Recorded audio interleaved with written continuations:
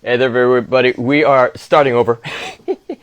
Live broadcast today, the second day of the Resolution Summit 2021. This is all about looking at what has happened in the last year. You know, this year has been a crazy year. And so we're looking at all the lessons, the challenges, the insights, the introspection that we can have about what happened and how we can then move that into some intentionality going into the future. So super excited. Today is the second day of the summit. Yesterday, we had an amazing speaker, Swati Martin, come on, and we talked about impermanence and death and the idea of how can we get okay and start honoring that capacity of change in our lives, because that's how we release the old paradigms and enter into a new reality. So that was an amazing interview yesterday. You can find the replay on the IGTV here on the Brilliance EDU, or follow the link in the profile and you'll get the full schedule of all the replays and all the live interviews. Today, we have an amazing speaker, MonaGreen. She is a amazing speaker, life coach, and artist who has led all of her work through the curiosity and her capacity to bring the best out of people. And, you know, she's been featured on several networks, you know, ABC, CBS, NBC, in the Washington Post.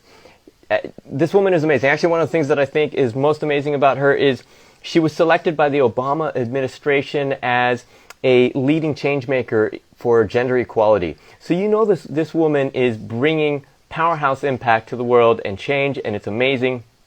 She's on today to talk to us about, and this is a cool topic, about finding the I in intimacy and how to use your relationships as a powerful catalyst for personal growth.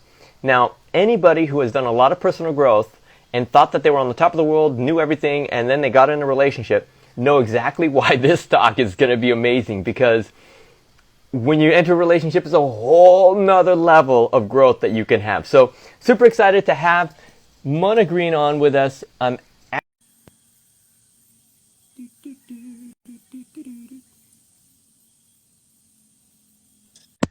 There she is. Yay! Hi, Mona. Hi. Wonderful to see you. It's been a while. Like we met in Bali, I don't know, maybe 3, 4 years ago. Yeah, that sounds about right. I would say maybe four now. Wow, that's crazy. Yeah, it's good to be So here. Thank you for having me. my pleasure. It's really, really great. Like so far, the few interviews I've already done have been amazing, and I'm really looking forward to today's. I just gave a big intro for you. I don't know if you saw it, but we're talking about, you know, intimacy today. And before we even dive fully into the topic that you're going to bring forward for us, I've been asking everybody certain questions around their insights on 2020 and then going into 2021. And I Oh, kind of, okay. yeah, and I like to start it from there, and then we kind of free flow. So as people are joining, and if questions come up, we're going to respond and all that, right? Mhm. So one of the big questions that I'm asking everybody is, for you personally, and just in your insight and observation of people, what do you think has been the biggest lesson or the thing that's been slammed in our face in 2020 that we can grow from? Ooh, ooh, Mm, that is oh, juicy. Um, I've been thinking a lot about this. And for me personally, and I see this reflected in the collective as well, the big lesson was kind of being smacked right in the face with the shadow of the psyche. But I think the conversation goes a little bit deeper than just that. Oh, we got to see the ugly side of humanity, right? And for me, the lesson was really that in all the years of work that I've done, and I've been on this path for like 20 years, man. I've put in the work, kind of like mm-hmm. what you were saying in the introduction. You're still learning things. Every new relationship that you jump into still has something to show you. And I think what 2020 and my relationship with 2020 taught me was that I was comfortable with certain aspects of my shadow. I was comfortable with the Mm, aspects of my shadow where I presented as being weak, or you know, where I wasn't playing to something that I know is within me, but I was not comfortable with seeing the aspects of my shadow that went against stories like you are a good person, and then seeing behaviors arise as part of my shadow that went to those less likable aspects of the shadow, if that makes any sense, you know, like the raging Yeah. that's in there, and just the parts that are alive in all of us. And I think part of what this year is teaching us is just how easily swayed we can be by circumstance Yeah. if we're not careful, and if we don't familiarize with ourselves with those aspects of our shadow, then they come and they hit us by surprise, and that can be devastating to a certain extent. So Yeah. it's like, can we befriend the most unlikable parts of ourselves? And Yeah. we saw a lot of, in the collective, the parts of ourselves collectively that are pretty ugly, and that just need a lot of love. But you know, and I've seen a lot of people go into judgment about it. Oh, I would never be like these people. And you talk about the sheeple, and you talk about the, you know, all these factions of identity and identifiers showing up everywhere, when all we really need to do is kind of embrace the fact that given the right circumstances, we can all go to very dark places very quickly if we're Yeah. not careful to not see ourselves as separate from those dark places, but to see those dark places as part of the human spectrum that's available. And in doing so, then putting ourselves in the position where we can create a bridge rather than a wall, if that makes any sense. Yes. Yeah. Oh, I like that. Actually, create a bridge instead of a wall. Um, One of the things that comes to my mind as you're sharing this, I remember reading the book. I think it's by Debbie Ford, The Dark Side of the Light Chasers, and it was one of the first books I Mm. read. Yeah, you know the book, right? One of the first books that I read on shadow work. And in it, you know, you're posed with these shadow aspects, and to look at them and be like, okay, I accept this as part of me. And so I remember selfishness was a big one for me. And I looked at it and I was like, okay, I can accept that in certain circumstances, like you're saying, I can be selfish. Okay, I'm okay with that. And then in my mind, in the back recesses of mind, I was like, I've cleared it now. Now I am no longer selfish.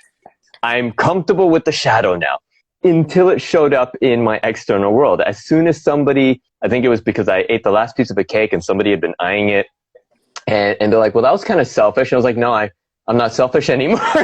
And that's And not who I am. what are you talking about? And it dawned on me, it was like, oh, you can't just lie to yourself about it. It's like you said, circumstance will bring forward these ugly pieces of ourselves, or these reactivities, or these judgments or shames. And it doesn't mean it's bad. It just means, oh, can we accept it when it comes up? Because there's a reason it's probably coming up in those moments, right? Right. Like, how do we move forward in creating a new reality when we're still fighting the one that we're living in? Like, there is no moving forward in a way where you get collective buy-in if everybody's holding on so tightly to whatever their opinion is about what's happening. If we can't start from the place of, hey, I'm capable of all of it too, and if we Mm-hmm. humble ourselves to that fact, we're never going to get anywhere, because we, you know, if this whole idea of we are the sum of our experiences and our belief systems holds true, then by default we have different belief systems, we have different experiences. So how can we get on the same page if not by just admitting, hey, we are all the full spectrum, Yeah. you Yeah. know? There's a concept that I'm constantly bringing forward in my own relationship and my own life, and definitely with my clients, of, can we drop the right or wrong, which is saying like my perspective or my way or my belief is right and yours is wrong. And look at what is it that we're moving towards? Like, what's the joint goal? What is it that we Right. actually want? Because the right or wrong doesn't matter. It's like, if you being right gets us there, awesome. Okay, you be right. Right. Like, And I think that's so hard for people to let go of, maybe because of identity or how they want to see themselves, for instance, if they don't want to look at their shadow sides. Mhm. What's your experience with that? Have you seen something similar where? Absolutely. I mean, one of the stories that I've had to really re-examine lately, being in a partnership with somebody who has also done the work, a great communicator, et cetera, is seeing that I am capable of being a good person and hurt somebody that I love.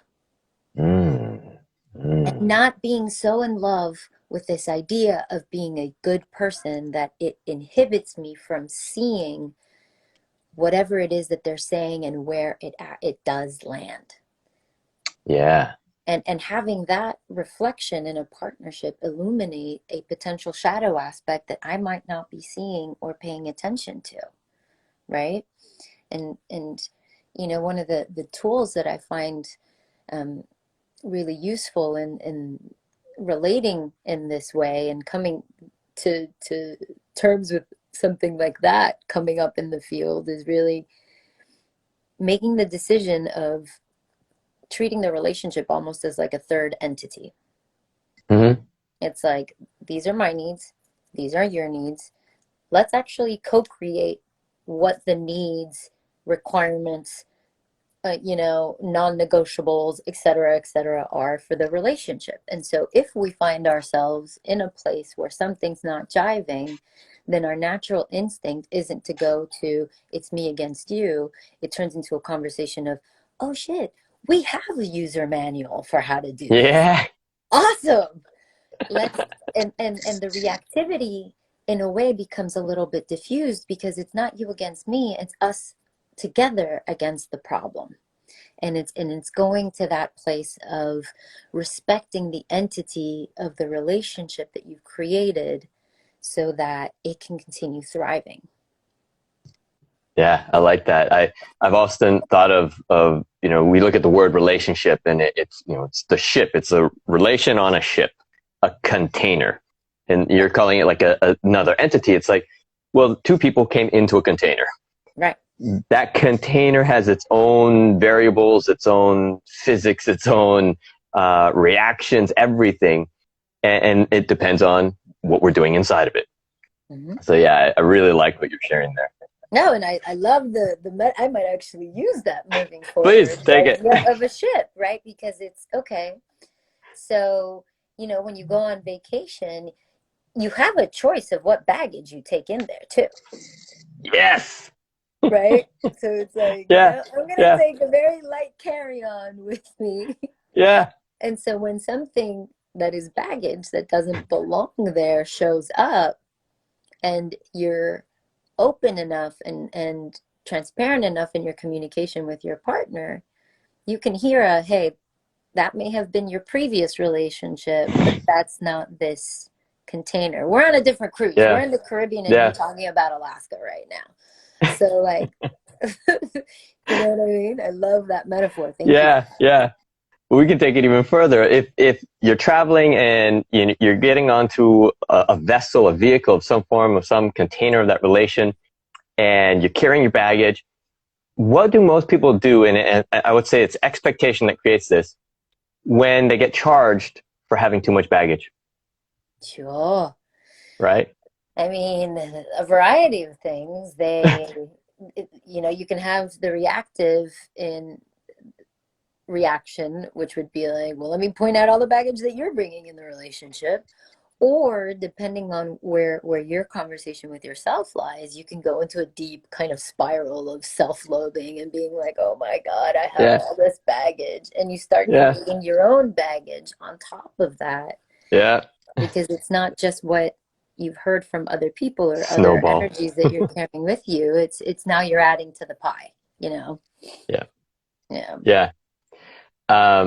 It's funny because for those of us like you and I who have traveled a lot, and anybody else who's traveled, or even if you've just gone on a weekend vacation, you probably overpacked, right? You get there, you end up using just one thing, two things maybe, and the rest stayed in your luggage the whole time.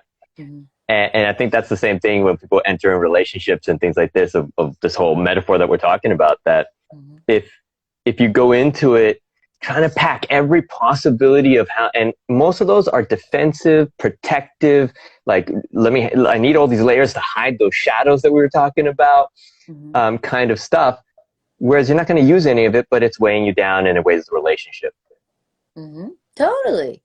And that's why that clear and transparent communication is really important, and doing the work as individuals is important so that you can show up to a difficult conversation with your armor down and say, hey, clear, if we are here and my deepest desire is not to be here, and I'm going to give you that same kind of benefit of the doubt, then there's something that I'm not seeing and something that you're not seeing. So let's team up and find out what that is.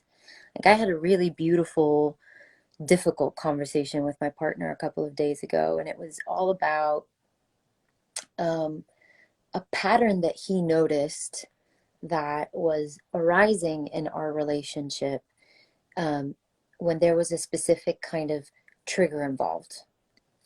When this condition is present, I see that you're going to this place. Oh, and it's hard to hear it, right? It's hard to hear it. It's hard to sit with it. But because he and I have done a lot of work to get to the point where there's enough respect and there's enough trust and there's enough transparency there,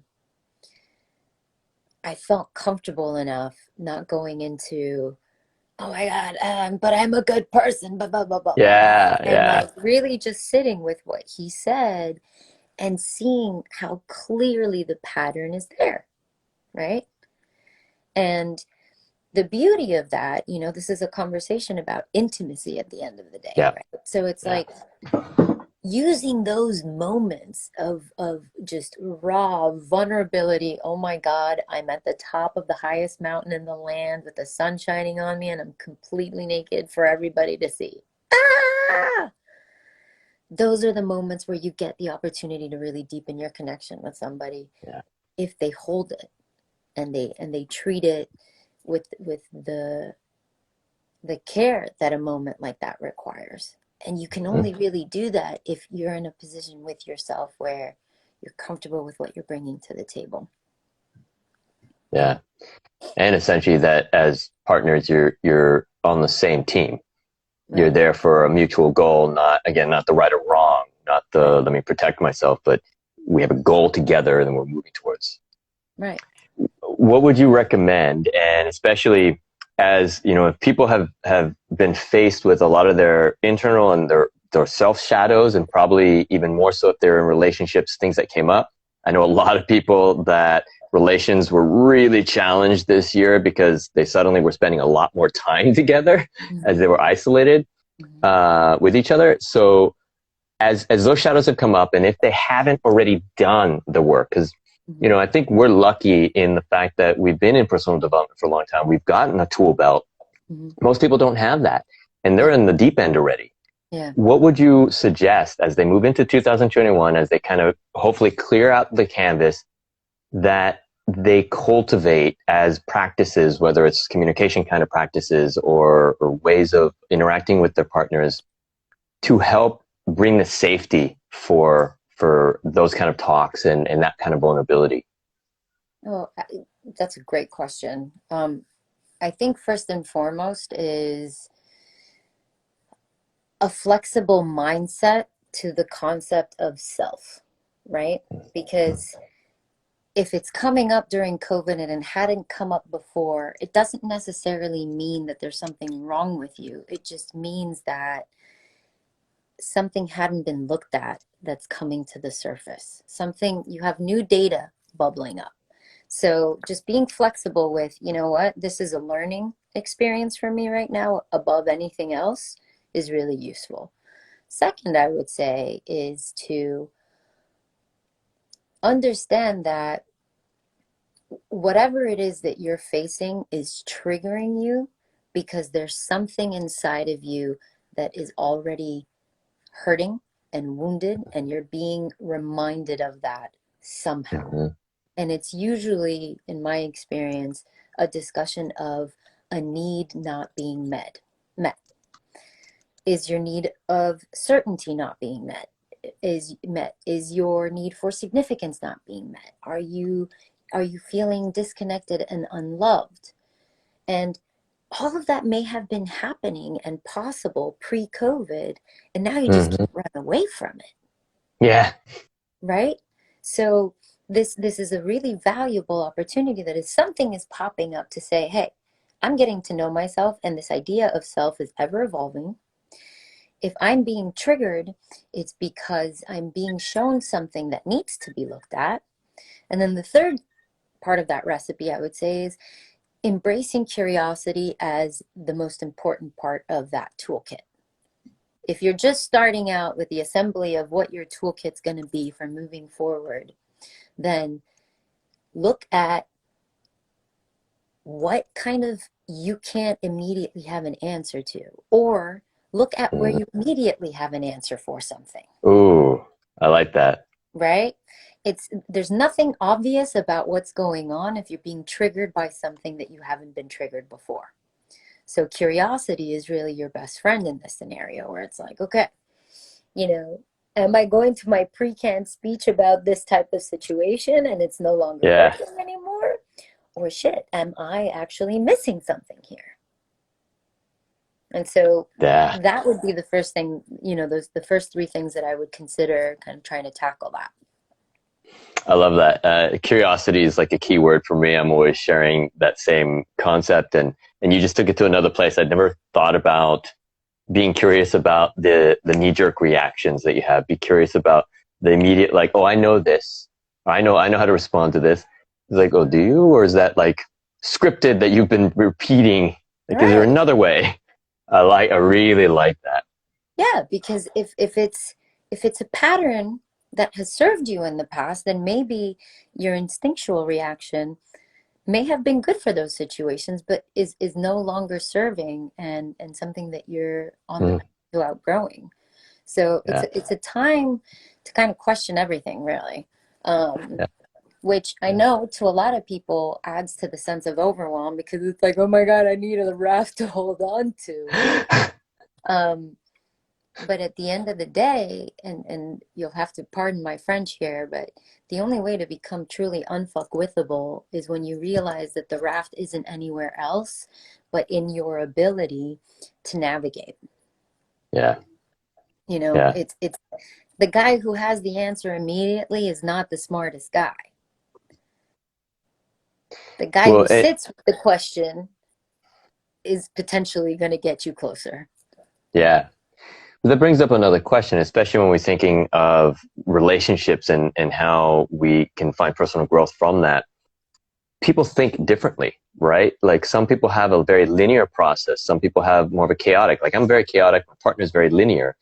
And what we've learned is that in that linear process, there's a plan and the end has to be very known and change, so that adaptability to navigate and know that you're the raft and that the trajectory is going to be there, the current of the river is there, and you're the one that gets to move. That's easy for me as a chaotic process. Right. For somebody with a linear mind, and now think like people like that in relations, right?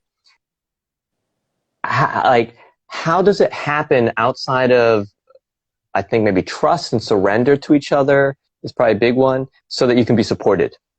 Maybe that's the bigger question, is like, how do we support each other in that personal growth in relationships? Well, I think you have that conversation when things aren't working, and you don't wait till it's hit the fan to be like, oh my God, how are we going to handle this? Right? I had a conversation earlier today, where somebody who I deeply respect shared an anecdote of her life. And it was something along the lines of her husband saying to her that foreplay started by him doing her dishes, Okay. right? Woo! There's likely some time between then, right? Yeah. Oh, But yeah. but what I loved about that share was the fact that It alluded to the importance of the cultivation of small moments of trust and service and kindness. And if we're going back to what we were talking about earlier about potentially relating to the relationship as its own entity, as a container that has its own agreements and rules, irrespective of yours and your partner's, then you have the ability to fall back on what you've already decided. And so Yeah. having those conversations when things are working and you're not at a point of trigger is really important, because in those conversations, you then start realizing that you learn things about your partner that enable you to disagree with them in a way that is less jarring in their experience. You Yeah. know, there's something that I see commonly in my client work is when you have different attachment styles, right? So you have Mhm. somebody who has an anxious attachment style, they want to resolve the thing right away when it happens. It's like, oh my God, I can't live with the anxiety of knowing that this is happening. I need to talk about it. Mhm. Usually when somebody has an avoidant attachment style, they're like, I want nothing to do with this. Get me out as soon Yeah. as possible. Ah!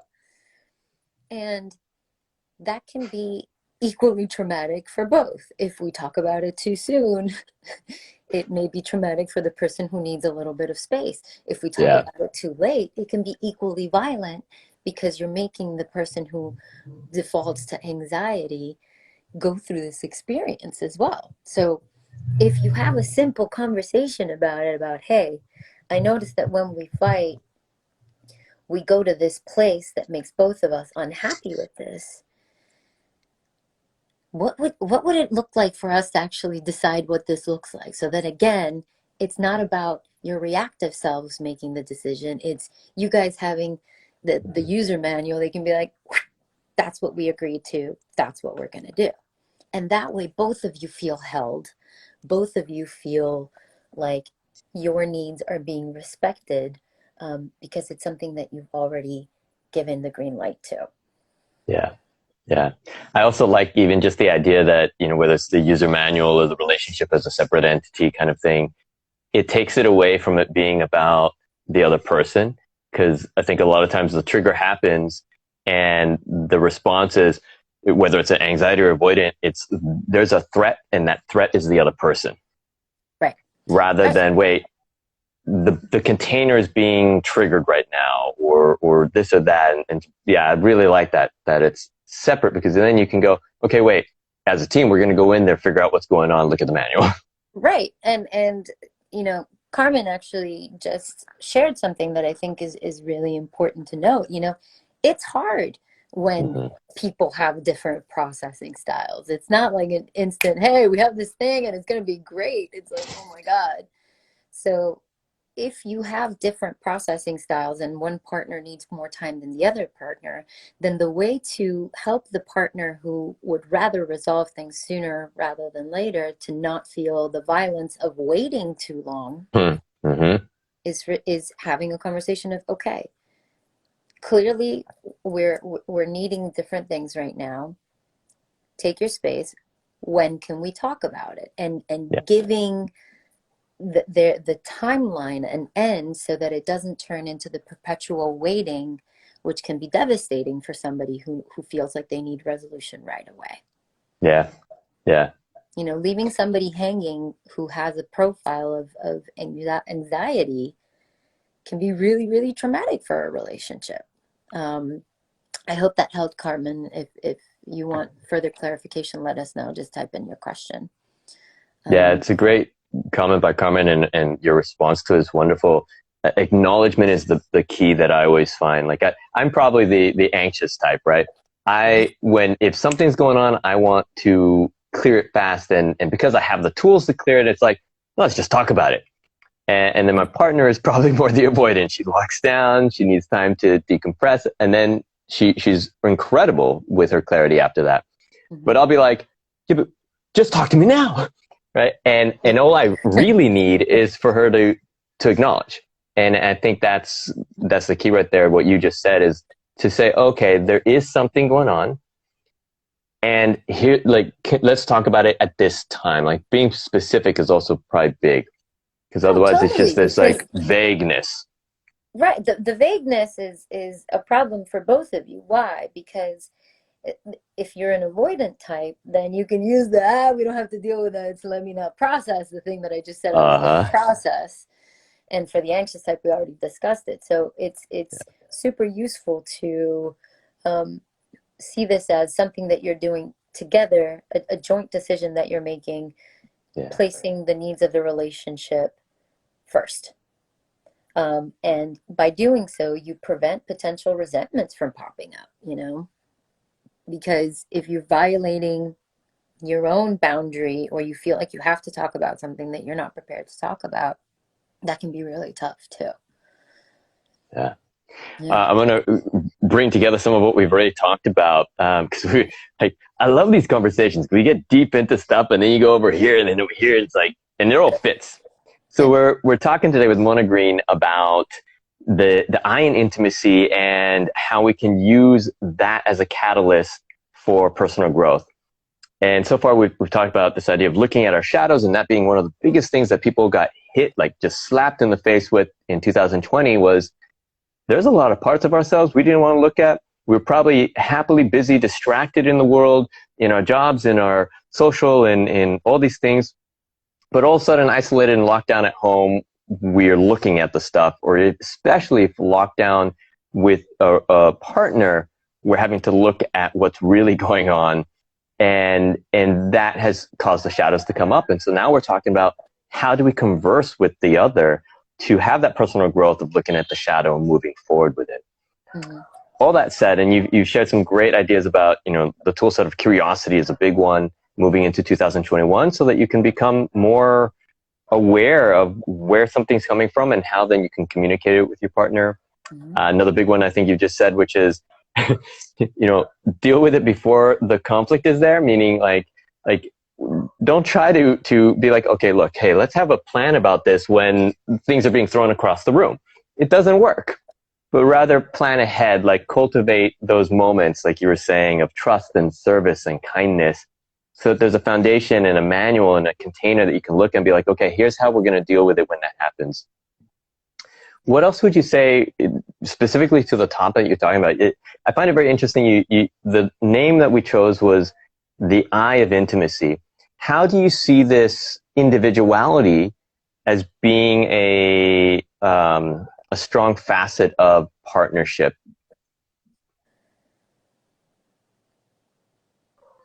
I think that we enter relationships with people um, intimately because they mirror back things about ourselves that we like about ourselves initially, right? Mm. Like, man, I sure do love the way I feel around this human, so let me be around this human as much as possible.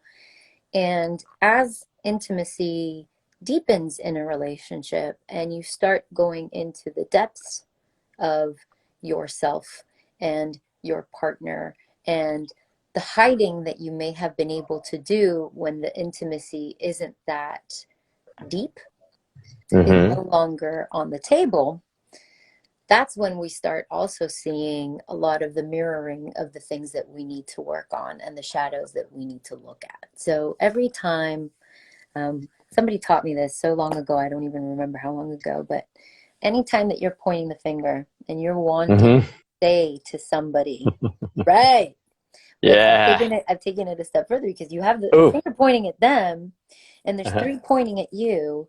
A really useful exercise to do is what are three things about this situation that I am not owning Mm. or right or potentially seeing or giving credit to my partner for, and I using like that that. little tool as an invitation for a broader perspective about what's going on. Because if you're feeling the need to point the finger or you're triggered, that means you've jumped in the land of what I call story. Mhm, You mhm. know, the righteous land of this person is wronging me, and I need to set that right, and that is unfair. When at the end of the day, if you're being triggered by anyone and everyone in your life, it only lands if there's something inside of you that gives it a point of reference. You know, back to Yeah. the ship metaphor, you can only dock somewhere where your ship fits. Ooh, I like that. Oh, we're Yeah. Yeah. killing it with the metaphors. Yeah. Yeah. Oh, ooh. Yeah. So it's, you know, How often do we? what am I not owning? Is it alone is Well, super powerful. well, and I like that because especially that, you can only dock your ship where it fits. But how often are people not owning what their shape is? And I don't mean physically, but like, what are they carrying with them? What are they really like? What are the shadows that they're not facing? And all of that is going to be part of the geometry of what fits and doesn't fit. Totally. Huh. Totally. And Huh. if it's showing up in your partner and creating that reaction in you, that point of reference is there. So it needs Yeah. a little bit of ownership and it needs a little bit of love. Yeah. You know, what happens if instead of being afraid of the shadow that we discussed at the beginning of this conversation, if we decide to, rather than like try to brush it under the rug, if we invite it to dinner? Hey, Hmm. clearly you're around. What's up? You like some tea. What is it that you've been trying to teach me all along that I'm not getting Yeah. the memo on? Because mama needs some help right now. That's a really healthy way of looking at things. Yeah. Yeah. Yeah. I Yeah. think it's important for people to realize that just because it's not seen, just because it's ignored, or we distract ourselves from, or we avoid those parts of ourselves, doesn't make them go away. No. They're still there. No, they're still absolutely there. And the longer we don't look at them, the harder they get to look at because we've just practiced not looking at them for so Mhm. long that then the idea of Yeah. looking at them presents a lot scarier than it really is. Yeah. There is so much freedom and joy and happiness available to you after that initial step of, let me just admit that there are things about me that right now feel like they may make me unlovable to everyone, but that if I just look at and love myself, might shift and might no longer have to be a part of my reality. Yeah. You know, and being humble enough to see that and to just sit with the truth behind that statement. You know, it's like if you are living a life where you are constantly distracting or hiding the parts of you that you find unlovable, are you ever going to really experience love? Hmm. Well, and you use the word specifically of intimacy in this talk. And I think intimacy requires closeness. And Right? you can't be close if you have multiple barriers and defenses and No, walls and like moats and drawbridges and, gatekeepers in the way. absolutely. And it's the thing we all want the most. You know, we are designed for relationship. We are social beings by nature. Our body chemistry tells us a lot about what we need. We produce certain beneficial hormones and chemicals by virtue of being around each other. Women Hmm. and men, when women are around women, we regulate and balance our hormones out. You guys do the same thing. So our design dictates that we should be social, that we should Yeah. have those bonds. And the strength of those bonds also determines our health as individuals. So I love the idea of examining the individual within the relationship because if the individual parts are healthy on their own, they can create something healthy together. Yeah. And, you know, I don't want to go down the route of saying that you have to be healthy to create a healthy relationship, but the knowledge of that and the knowing that helps you at least understand that the relationship can also be a place where you can explore and heal together. Yeah. You know, I almost think of it as rather than that individually we have to be like whole and fulfilled and perfect already. No. But our foundation has to be strong so that we can lean into the partnership without losing our balance, but rather be able to actually be strong in our own position. It's like a dancing, if you're dancing, Right. each person is individually in their own balance while in this beautiful movement. I love that. Very, Hmm. very true. So as we wrap this up, all these interviews have been going way over, which I love because the conversation just dives in. Um, what would you say, because we've been talking a lot about wonderful tools and insights around how we can look at our own personal growth, our shadows within relationship. And that's great for a lot of the people who are already in relationship and probably needing some of that support right now as they deal with more closeness physically and time-wise that they've had with their partners. What about all the people who don't? Because you just shared the importance of that social dynamic. We don't know what 2021's going to bring as far as our ability to actually be close socially with people. Do you have some suggestions of how people can still be in connection and regulate those things that they need to for balance? Absolutely. You know, the connection with others, the depth of connection with others is facilitated by the depth of connection with self.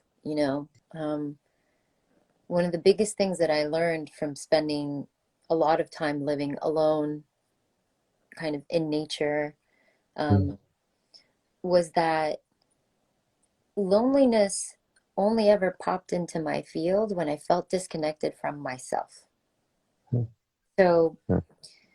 2021 and kind of turning the page on what has been this very illuminating year for a lot of people affords us the opportunity to explore the connection between how we relate to ourselves and how that's finding its way into the world.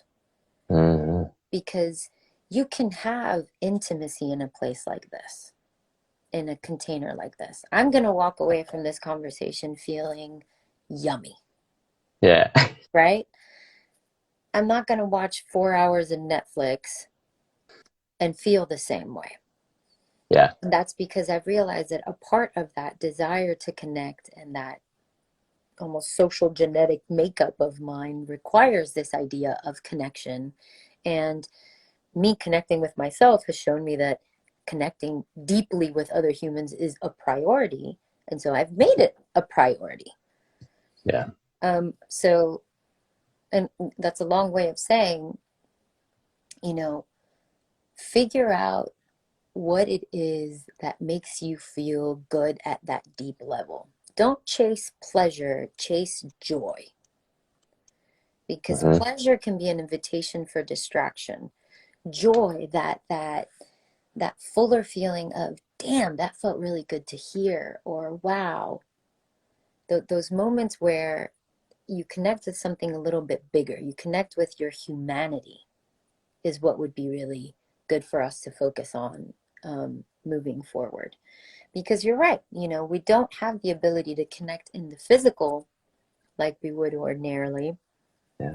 That doesn't mean that connection is not available. It just means we have to get more mindful, intentional, and creative about how it is that Yeah. we, one of my favorite exercises of what now is called, early quarantine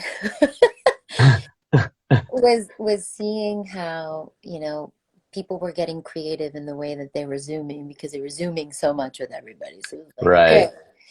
okay, show me your pantry. I'll develop what you're going to cook while we're on the phone together, and you do the same for me. Like, creativity in that way can go a long way. Yeah. But it really is about figuring out what makes you feel that deeper sense of joy and what reminds you about the beautiful parts of being human. Because what we're experiencing now is a lot of people have done so much distracting that it's no longer working anymore. And that's when the Yeah. real desperation kicks in. Yeah. Yeah. Yeah. Hmm. It's like I'm going to call it the candy crack, right? The thing that gave you the false up Yeah. Yeah. is suddenly taken away, and so people are freaking out because they've forgotten that they actually had a capacity within themselves already. Yeah, and it's exploring the other neurotransmitters available. You know, we're a Hmm. society addicted to dopamine, and we're a society addicted to novelty, which I guess is related to dopamine, but there are other feel-good chemicals available, Yeah. and those can be cultivated in many, many different ways, but we can't start the cultivation of them if we don't get clear on or at least following the hints of what feels good at that deeper level. Because it can Yeah. sound good, you can read it and it can read well, but if it's not satisfactory at that deeper level, it's just another distraction and it's just another Yeah. choice. Yeah. Yeah. And it's fleeting, comes and goes. Yep. Thank you so much, Mona, for all these beautiful insights and this conversation. I'm going to do a quick summary of as much as best I can of everything that we just talked about. Yeah. I call myself like synthesizer because this is like my craft. I love doing this. The synthesizer. So, Yeah. so, we came in with the topic of finding the I in intimacy and how we use that as a catalyst for personal growth.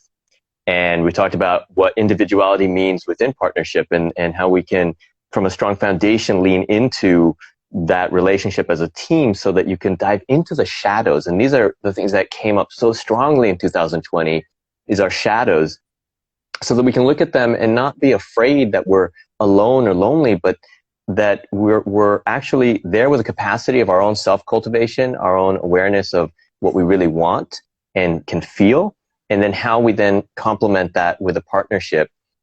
And some of the tools of that, of being communication and building the foundations of trust and service and kindness, and how we get to really actually develop a manual. I really like that, a guidebook of, okay, when the crap hits the fan, in that moment, you're not going to be able to figure it out. But if you already have a manual, that's going to really help you. And so having an intentionality and purposefulness of planning that out and looking at what you want within relationship, within that cultivation of intimacy, whether it's just with yourself or others, and also knowing how important that is, that social aspect. And this last piece that you just shared of, especially going into 2021 for people, that even though we don't know the rules and regulations that are going to be around of how well we get to physically interact, that if we can interact from a place of knowing what deeply nurtures us, what deeply brings us joy, not just pleasure or fleeting sensations, that can make a very amazing connection and intimacy with each other, even through a Zoom call, even through video or technology, because we're there in that present capacity. Right. Did I summarize that pretty well? Absolutely. And if I may, because something really important just showed up that I think is Mm-hmm. worth mentioning. You know, I alluded very briefly to this idea of going into storyland. And at the end of the day, we're being given a choice. And whatever story you are telling, you are going to be right. Yep. So pick a story that empowers you about 2021. This could Yeah. be the year of I have no idea what is going on, or this could be the year of whoa, there's so much change in the air. I get to actually explore what feels good and what doesn't because I have the time and less distractions to figure it out. Yeah. So choose the story that you want to prove yourself right about, essentially, because that's what your Yeah. brain is primed to do anyway. Yep. Yeah. Great advice. Thank you, Mona. Thank you, everybody who's joined. You can get the full replay of this here at the Brilliant CDU Instagram, IGTV. It'll be up in a couple minutes, actually. Or you can follow the link in the Brilliant CDU to find the full schedule and everything. Mona, this has been amazing. Thank you so much. I want to have you on again for some more stuff. I'll Oh, be I'm doing more so summits and down. things like this. Yeah. I just love these kind of conversations. I Me hope this too. has been a help for everybody listening and everybody who's going to watch the replays. Mona, is there anywhere else people can catch stuff that you're doing or any new projects that you might have? I just started a really fun series on the platform Clubhouse where we're discussing Mm-hmm. the obstacles to unconditional love. And we're doing one conversation a week or an obstacle 2 out of 10. That has been really, really fun. I'm also putting together um, something that's still forming, but similar to this, but instead of just two of us having this discussion, where it could turn into a little bit of a virtual salon of sorts I like that. for people who find the idea of personal development a little bit intimidating and who are afraid to take that full on, like, okay, I'm ready to do all the work, to just add an hour of intentionality into their week. So more on that later, maybe in a couple of weeks. But yeah, if this landed with if any of this um, brought up anything for you and you want to discuss it further, feel free to DM me. I'd love to hear from you. And Rodolfo, thank you so much for inviting me on this platform. I'm excited to see you putting this out in the world. I'm excited to see what's going to come of it because I respect you as a human, as a coach. So thank you so much for having me. My pleasure. Thank you. All Uh, right. Until the next episode. And Mona, thank you so much again for everything you just shared. Replays on the IGTV. I'll see everybody in the next one. See you soon. Bye.